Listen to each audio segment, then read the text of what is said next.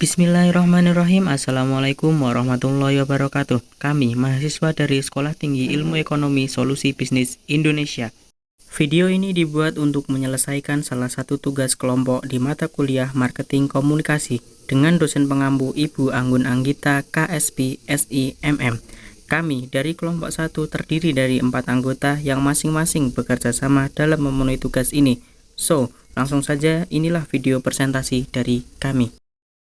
Life could be a dream, life could be a dream. Oke, saya Ivanov Bovari. Saya akan memandu presentasi pada kesempatan kali ini. Bagi kalian yang ingin mendownload materi, silahkan klik link di bawah deskripsi. Tapi sebelum kita lanjut pembahasannya, izinkan kami perkenalan terlebih dahulu. Saya sendiri Ivanov Bovari dengan NIM 0201000613. Kemudian ada Rima Wahyuningsa dengan NIM 0201000606. Istinganah dengan NIM 0201000611. Tantri Puspitasari dengan NIM 0201000602. Kami dari kelompok 1 akan membahas mengenali konsumen, marketing konsep, branding, dan relationship. Sebelum membahas ke topik utama, alangkah baiknya kita harus mengetahui apa itu komunikasi pemasaran. Komunikasi pemasaran merupakan pertukaran informasi dua arah antar pihak atau lembaga yang terlibat dalam pemasaran.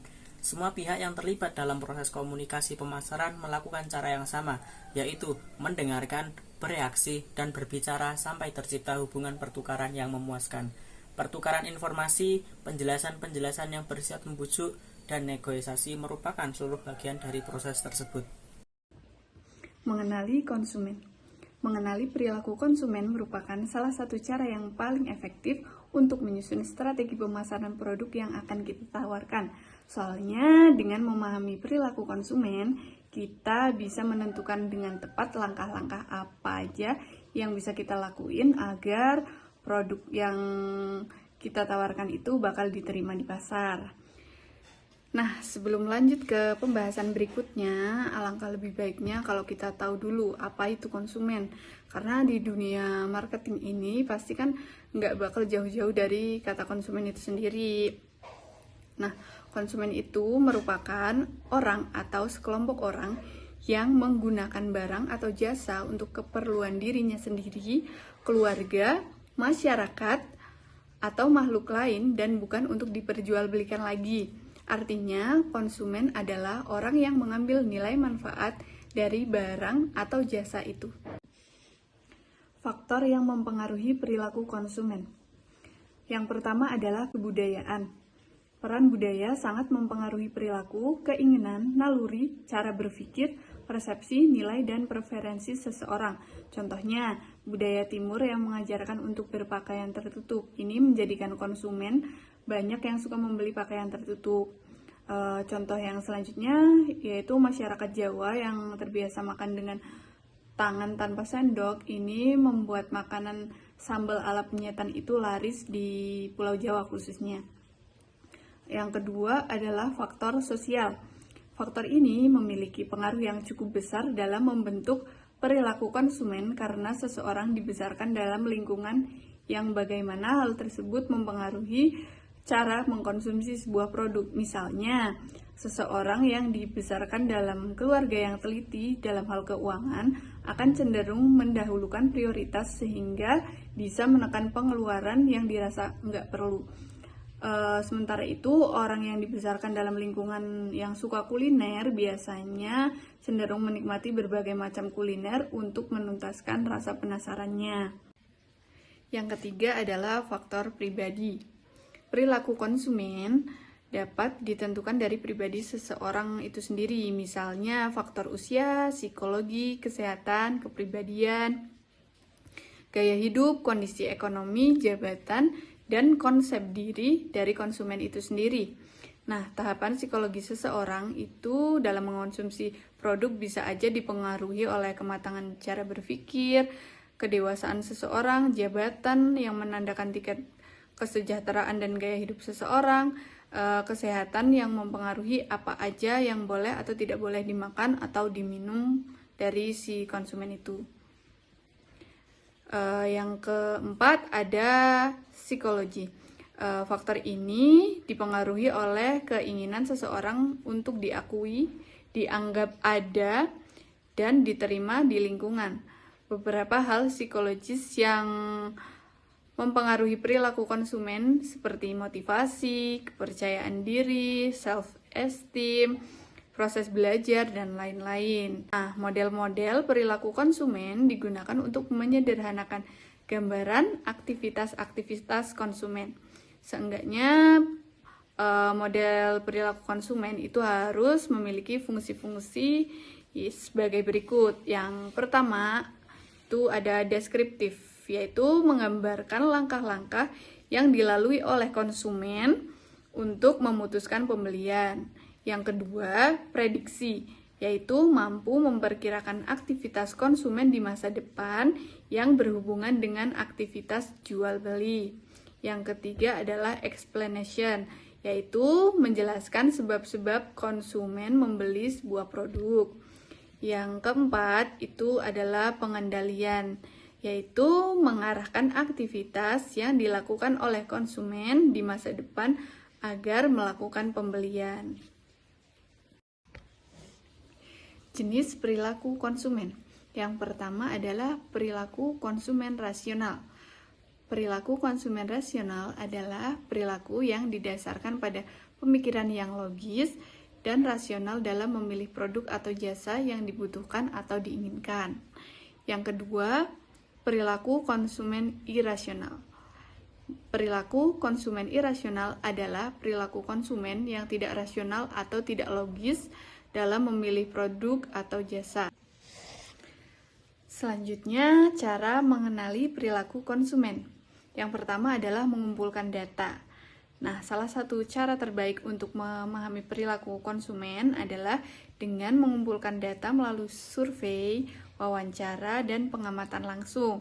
Nah, data ini bisa memberikan wawasan tentang preferensi, kebiasaan, dan pola pembelian dari pelanggan. Yang selanjutnya yaitu adalah analisis tren. Dalam bisnis, tren merupakan indikator yang sangat berguna untuk memprediksi perilaku konsumen di masa depan.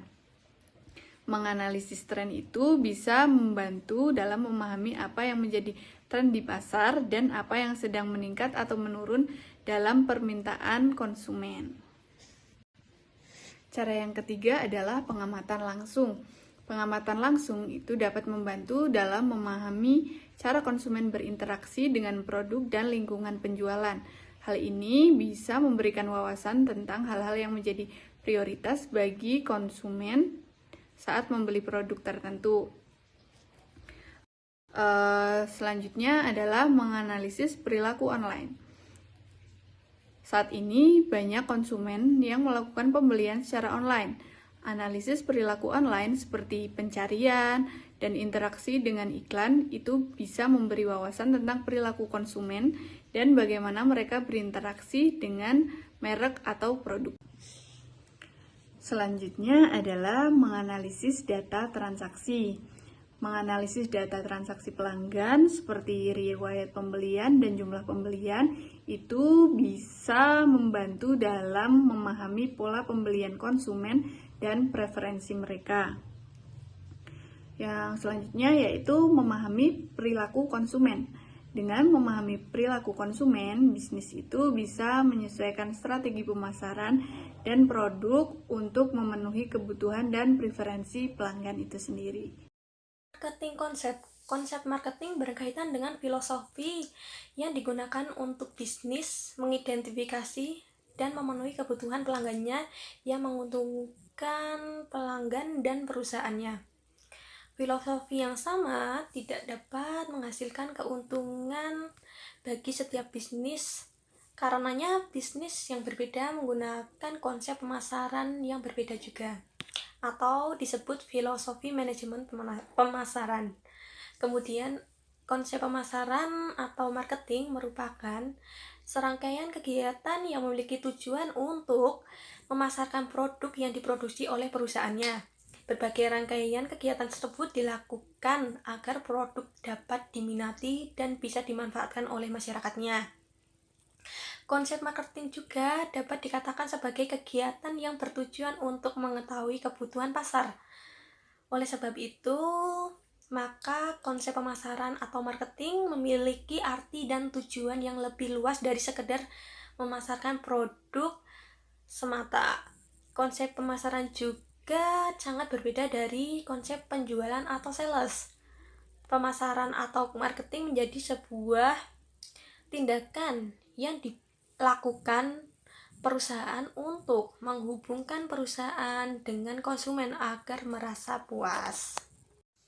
Jenis-jenis konsep marketing. Jenis-jenis konsep marketing ada 5. Yang pertama, konsep produksi. Yang kedua, konsep produk. Yang ketiga, konsep penjualan. Yang keempat, konsep pemasaran. Dan yang terakhir atau yang kelima yaitu konsep pemasaran masyarakat. Kita bahas satu persatu. Yang pertama tadi ada konsep produksi. Perusahaan yang menggunakan konsep produksi memiliki keyakinan bahwa pelanggan terutama menginginkan produk yang terjangkau dan dapat diakses.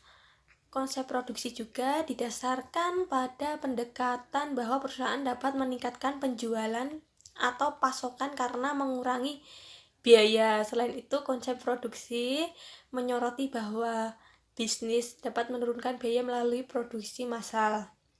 Sebuah perusahaan yang berorientasi pada produksi percaya pada skala ekonomi atau penurunan biaya produksi per unitnya, di mana produksi massal dapat menurunkan biaya dan memaksimalkan keuntungan. Secara keseluruhan, konsep produksi berorientasi pada operasi.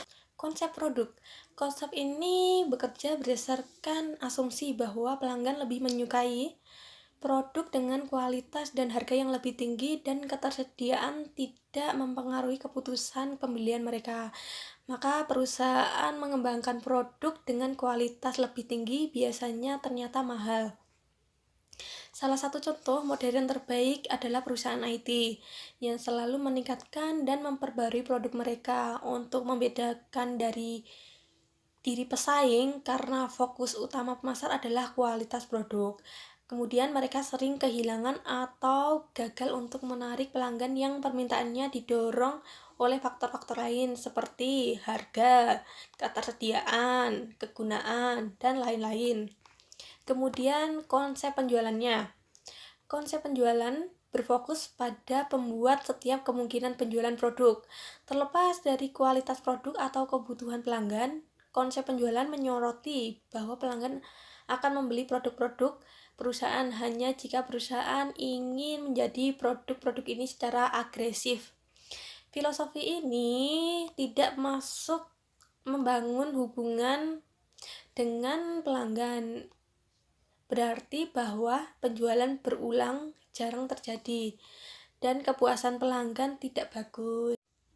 Konsep pemasaran. Sebuah perusahaan yang percaya pada konsep pemasaran menempatkan konsumen di pusat tujuan organisasi bisnis.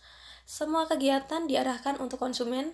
Pengembangan bisnis bertujuan untuk memahami kebutuhan dan keinginan pelanggan. Kemudian strategi pemasaran sesuai dengan riset pasar, mulai dari konsepsi produk untuk penjualannya. Dengan berfokus pada kebutuhan dan keinginan target pasar, perusahaan dapat memberikan nilai lebih dari para pesaingnya. Konsep pemasaran menggunakan strategi tarik atau pull. Strategi yang berarti bahwa suatu membuat pelanggan selalu lebih suka merek Anda daripada yang lain. Kemudian konsep pemasaran masyarakat. Konsep pemasaran masyarakat menyoroti kebutuhan dan keinginan para target dan pengiriman value yang lebih baik daripada para pesaingnya. Konsep ini juga menekankan pentingnya kesejahteraan pelanggan dan masyarakat secara keseluruhan. Kemudian konsep pemasaran juga mengajak pemasar untuk membangun pertimbangan sosial dan etika dalam praktik pemasaran mereka. Mereka harus menyeimbangkan kriteria laba perusahaan yang seringkali bertentangan antara kepuasan konsumen dari kepentingan publik. Selanjutnya branding. Branding bisa dilihat dari suatu nama, logo, dan slogan suatu perusahaan yang melekat di benak konsumen. Bisa dikatakan bahwa branding cenderung untuk menarik minat konsumen agar kembali lagi ke produk yang dipasarkan oleh perusahaan. Umumnya branding dilakukan oleh perusahaan baru yang namanya belum terkenal atau belum dikenal oleh masyarakat secara luas. Jadi tujuan utama dari branding adalah untuk mengenalkan produk dan menambah banyak konsumen sebanyak mungkin. Jika perusahaan memiliki brand yang bagus, maka akan memudahkan dalam melakukan penjualan produk dan promosi, sehingga produk bisa lebih mudah dikenal oleh masyarakat secara luas dan bisa memperoleh konsumen sebanyak mungkin. Kemudian ada beberapa fungsi dari branding. Yang pertama, sebagai pembeda. Setiap produk yang mempunyai brand yang kuat, maka konsumen akan mudah untuk membedakannya dengan brand perusahaan lainnya. Selain itu, branding juga dapat digunakan sebagai penanda atau ciri khas dari produk tersebut. Maka dari itu, produk perusahaan dapat selalu diingat oleh konsumen. Yang kedua, untuk promosi dan daya tarik. Jika suatu produk memiliki brand yang kuat dan terkenal, maka hal tersebut akan menjadi daya tarik tersendiri oleh konsumen, sehingga produk akan lebih mudah untuk dipromosikan dan lebih mudah dikenal oleh masyarakat secara luas. Dalam hal ini, fungsi dari branding itu sendiri sangat penting bagi suatu perusahaan untuk bisa meningkatkan bisnisnya dalam melakukan penjualan produk. Yang ketiga, membangun citra perusahaan. Jika suatu perusahaan memiliki citra yang bagus, maka produk dari perusahaan tersebut akan mudah dikenal oleh orang lain. Karena citra yang bagus dapat menunjukkan bahwa kualitas produk tersebut tidak perlu diragukan. Kemudian yang keempat, alat pengendali pasar. Setelah aktivitas branding dilakukan, maka produk perusahaan akan memiliki nama yang dikenal. Tentunya hal ini dapat memudahkan perusahaan untuk mengendalikan pasar, karena pengendalian pasar ini bisa dilakukan oleh masyarakat luas yang sudah mengenal dan mengingat produk perusahaan dengan baik. Yang kelima, untuk mempengaruhi psikologi konsumen. Jika suatu produk sudah memiliki brand yang kuat, maka konsumen akan percaya terhadap produk dari perusahaan tersebut dan menganggap bahwa perusahaan tersebut sudah profesional. Hal ini jelas beda dengan produk yang belum mempunyai brand. Maka produk yang belum mempunyai brand tersebut akan dipandang sebelah mata, atau konsumen akan kurang percaya terhadap produk yang belum memiliki brand. Dalam suatu bisnis yang dijalankan oleh perusahaan, branding dan marketing memiliki hubungan yang sangat erat. Meskipun demikian, branding dan marketing jelas sangat berbeda. Perbedaannya terletak pada waktu yang digunakan.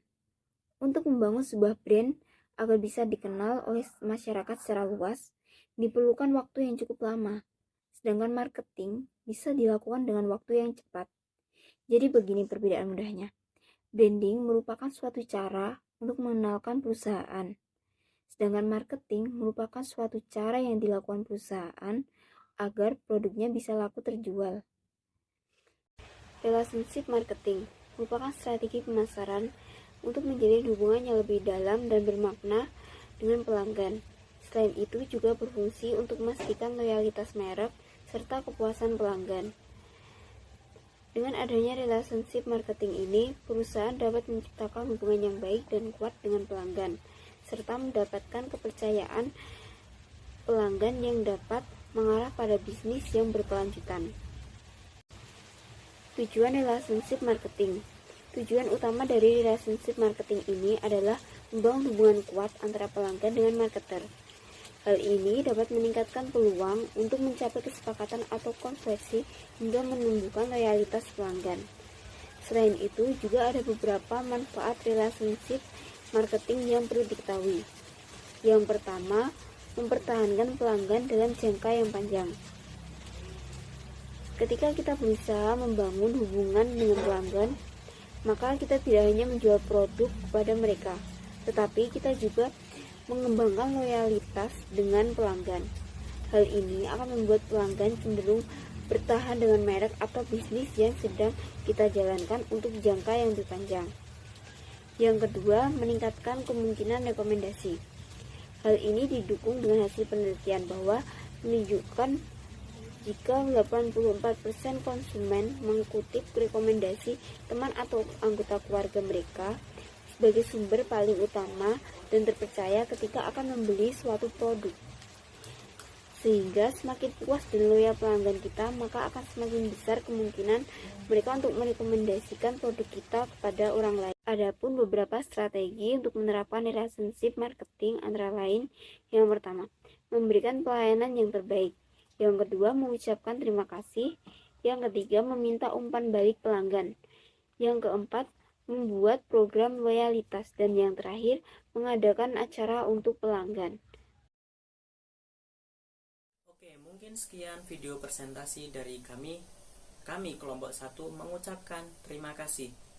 Bagi kalian yang sudah menonton, jangan lupa share, like, and subscribe.